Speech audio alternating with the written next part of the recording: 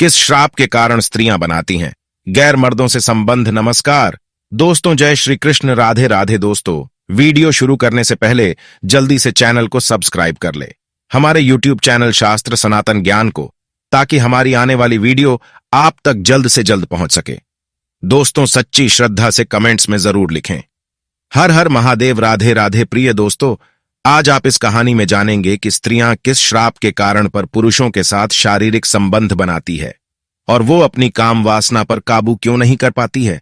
आखिर ये स्त्रियां किस श्राप के कारण ये सब करती हैं। दोस्तों, इसके बारे में आज हम सभी इस कहानी के माध्यम से जानेंगे। तो प्रिय दर्शक बंधु, वीडियो शुरू करने से पहले आपसे हमारा निवेदन है कि यदि आपने अभी तक हमारे चैनल को, शास्त्र सनातन ज्ञान चैनल को सब्सक्राइब नहीं किया है, तो प्लीज आप हमारे चैनल को सब्सक्राइब करने, अच्छे अच्छे कमेंट किया करें, बेल आइकन ऑन कर लें, ताकि आने वाली वीडियो की नोटिफिकेशन सबसे पहले पा सके और सबसे पहले वीडियो को देख सके, और अपने सगे संबंधियों तक कहानी को शेयर अवश्य करें प्रिय दर्शक बंधुओं, ताकि वो लोग भी इसका लाभ उठा सकें। तो आइए दोस्तों, हो आपका अधिक समय नष्ट न करते हुए देखते हैं। आज आपको इस कहानी में यह जानने को मिलेगा, आखिर किस श्राप के कारण स्त्रियों के लिए काम वासना का श्राप लगा हुआ है।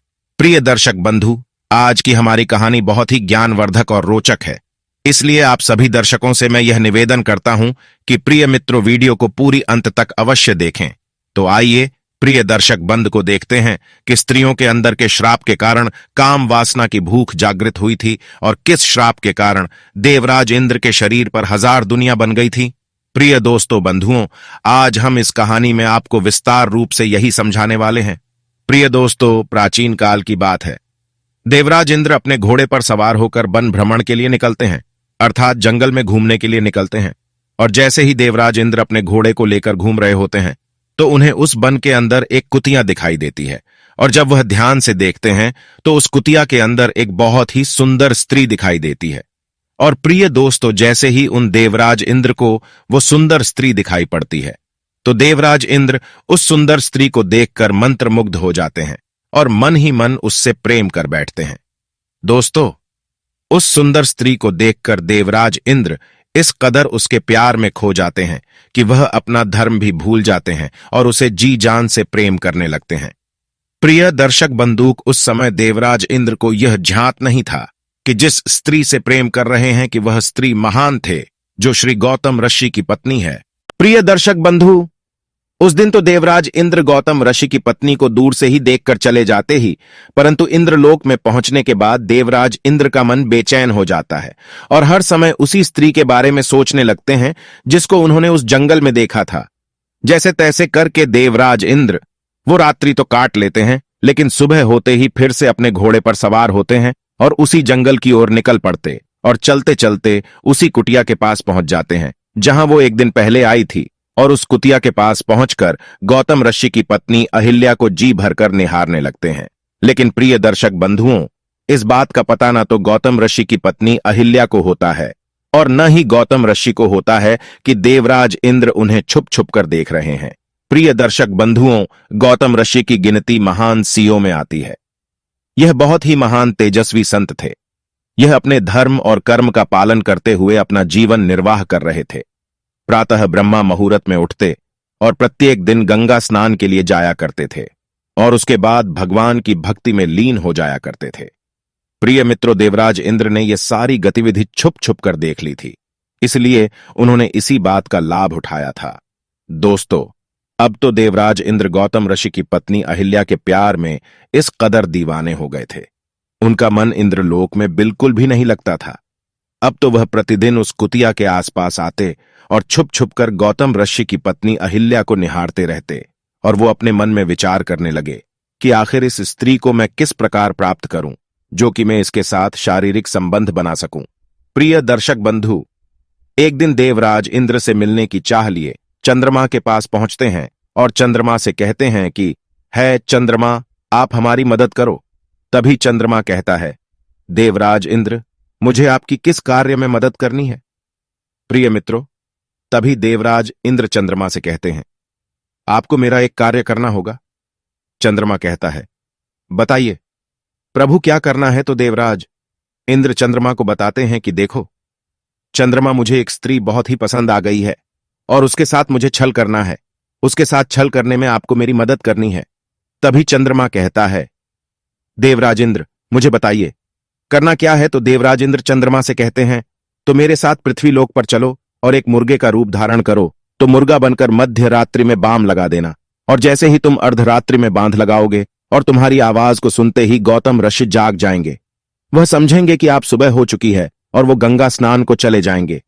उसी बीच में मैं उनकी पत्नी अहिल्या के साथ छल करूंगा। प्रिय बंधु, एक बात हम आपको बताते चलें कि कोई भी व्यक्ति उसी को अपने दिल की बात बताता है जिससे उसके विचार भली भांति मिलते हैं, अर्थात जो उसके विचारों का होता है। तो चंद्रमा इंद्र एक ही विचारों के थे, क्योंकि प्रिय मित्रों चंद्रमा भी अपने गुरु की पत्नी को लेकर भाग गया था और इंद्र ने भी एक महान ऋषि की पत्नी के साथ छल किया था। तो दोनों के विचार मिल गए। प्रिय बंध हो और दोनों एकदम पृथ्वी लोक पर जाते हैं और गौतम ऋषि की कुटिया के पास जाकर छुप जाते, और जैसे मध्यरात्रि होती है तभी वो चंद्रमा मुर्गा बना हुआ आवाज लगा देता है और गौतम ऋषि की आंख खुल जाती है। प्रिय दर्शक बंधु, उस मुर्गे की आवाज को सुनकर गौतम ऋषि की आंख खुलती है तो गौतम ऋषि गंगा स्नान को अपना कमंडल कपड़े लेकर निकल जाते हैं। प्रिय दर्शक बंधु, वह गौतम ऋषि उस मायावी चाल को नहीं समझ पाते हैं। वह यह नहीं समझ पाते हैं कि एक माया है।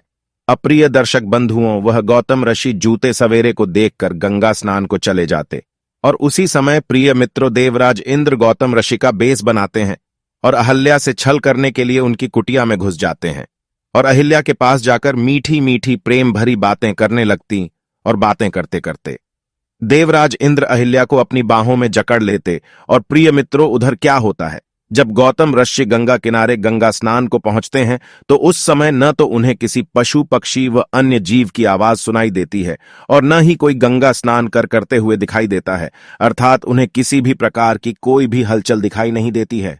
तो दोस्तों, वो इस बात को भली भांति समझ जाते हैं कि जो होना हो ये किसी की मायावी चाल है। प्रिय मित्रों, इस बात का उन्हें आभास हो जाता है कि मेरे साथ छल हो रहा है। अपने मन में यह विचार करने के बाद वह गौतम ऋषि वहां से तुरंत कुटिया की ओर दौड़ने लगते हैं। तो अपनी कुटिया के समीप आकर वह देखते हैं कि कुटिया के द्वार पर एक मुर्गा बैठा हुआ है। तो वह गौतम ऋषि अपनी उजली में जल लेते हैं और मंत्र पढ़कर उस मुर्गे पर मारते हैं। तो वह चंद्रमा अपने असली रूप में आ जाता है और जैसे ही कुटिया के अंदर पहुंचते हैं तो देखते हैं कि उन्हीं के देश में एक पुरुष उनकी पत्नी के साथ शारीरिक संबंध बना रहा है। प्रिय दर्शक बंधु, जैसे ही गौतम ऋषि इस दृश्य को देखते हैं तो उन्हें अत्यधिक क्रोध आ जाता है और उनके लिए लाल हो जाते हैं और कहते हैं कि है मूर्ख स्त्री, तुझे अपने पराये में कोई फर्क नजर नहीं आया। मैं अपने पराये को पहचानने की शक्ति नहीं है, तो ऐसी स्त्री से क्या लाभ? तुझे तो पत्थर हो जाना चाहिए। पत्थर, और वह अपनी पत्नी को पत्थर होने का श्राप दे देते हैं और इसके बाद वे और भी क्रोधित हो जाते हैं और इंद्र को काम वासना का भूखा समझकर इंद्र को श्राप दे देते हुए कहते हैं कि हे देवराज इंद्र, तुम्हारे अंदर काम वासना की शक्ति बहुत अधिक है और तुम हर स्त्री पर आसक्त हो जाते हो, इसलिए मैं तुम्हें श्राप देता हूं कि तुम्हारे शरीर पर करोड़ों यूलिया बन जाएंगी। प्रिय दर्शक बंधु, जैसे ही यह श्राप गौतम ऋषि इंद्रदेव को देते हैं तो दोस्तों उसी समय देवराज इंद्र के शरीर पर करोड़ों यूलिया बन जाती है। प्रिय दर्शक बंधु, यह सब देख करके देवराज इंद्र गौतम ऋषि के चरणों में गिरकर क्षमा याचना करने लगते हैं, अपने द्वारा किए गए जघन्य पाप की क्षमा मांगने लगते हैं। दोस्तों, इंद्र की बार बार विनती करने के बाद गौतम ऋषि इंद्र से कहते हैं कि हे इंद्र, मैं अपने शराब को वापस तो नहीं ले सकता और न ही मेरे मुख से निकला हुआ शराब जूता हो सकता है, लेकिन मैं उसमें बदलाव अवश्य कर सकता हूं। इसलिए हे देवराज इंद्र, जो तुम्हारे शरीर पर करोड़ों बन गई है, यह यूलिया आपको में परिवर्तित हो जाएंगी। इनकी जगह पर करोड़ों आंखें बजाई लिए। दर्शक बंधुओं, गौतम ऋषि के ऐसे कहते ही वह यूलिया आंखों में परिवर्तित हो गई। और दोस्तों, गौतम ऋषि ने जो अपनी पत्नी को पाषाण होने का श्राप दिया था, तो गौतम ऋषि की पत्नी अहिल्या उनसे कहती हैं कि हे स्वामी, इसमें मेरा कोई दोष नहीं है, इसमें मेरी कोई भी गलती नहीं है जो आपने मुझे पाषाण होने का श्राप दे दिया, क्योंकि मुझे इस बात का बिल्कुल भी एहसास नहीं हुआ कि मेरे साथ आकर के जिसने भी छल किया है, अर्थात जिसने मेरे साथ संबंध बनाए हैं, कि वह कौन है, क्योंकि वो तो आपके रूप में आया था, तो मैं तो आपको ही समझ रही थी। इसलिए इस कृत्य में मेरी कोई भी गलती नहीं है, मेरा कोई कसूर नहीं है। प्रिय दर्शक बंधु, उनके मुख से ऐसी बात सुनने के बाद वह गौतम ऋषि अपनी पत्नी अहिल्या से कहते हैं कि मैं अपने मुख से दिया हुआ श्राप वापस तो नहीं ले सकता हूं, परंतु मैं तुम्हें एक वड़ाला बस दे सकता हूं। कुछ समय बाद जब भगवान श्री हरि विष्णु मर्यादा पुरुषोत्तम भगवान श्री राम के रूप में अवतरित होंगे, वही आकर के आपका उद्धार करेंगे। उनके चरण रज से ही आपका उद्धार होगा। उनके चरण स्पर्श होते ही तुम पुनः इसी रूप में आ जाओगी।